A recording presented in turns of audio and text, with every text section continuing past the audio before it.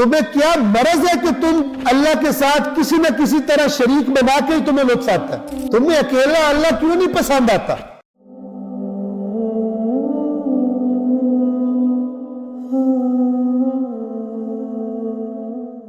آیت نمبر 18 میں وَإِن فرمایا وَإِن تَعُدُّوا نِعْمَةَ اللَّهِ لَا تُحْصُوهَا، اور اگر تم گننا چاہو اللہ کی نعمتوں کو نہیں گن سکتے۔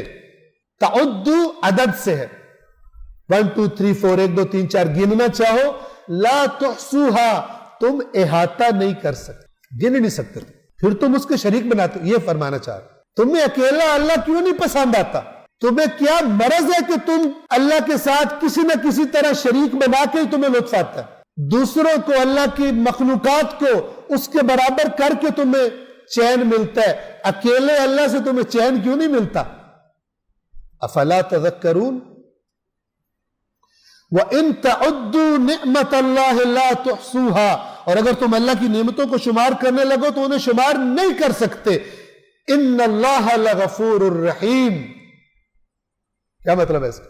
یقیناً اللہ بڑا مغفرت کرنے والا اور رحم کرنے والا ہے۔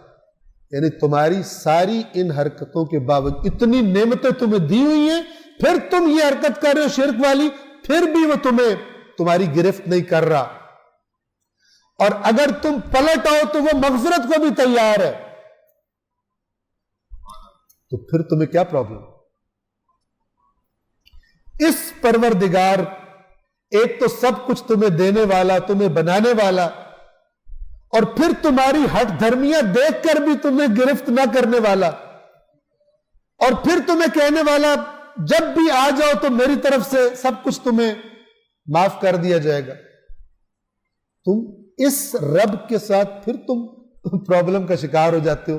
اس کے اندر کون سی کمی ہے جو تمہیں پسند نہیں آتا وہ اکیلا؟ اور کسی دوسرے میں کون سی چیز اس سے زیادہ ہے؟ کون سی صفت اس سے زیادہ ہے؟ اقرأ وربک الاکرم، اگر کرم دیکھنا ہے تو پڑھ کہ تیرا رب سب سے بڑا کریم ہے، اس کے کرم کا کوئی مقابلہ نہیں کر سکتا، ٹھیک ہے نا؟ خیر الراحمین، تم جتنے رحم کی مثالیں لا سکتے ہو، سب سے بڑا رحم کرنے والا۔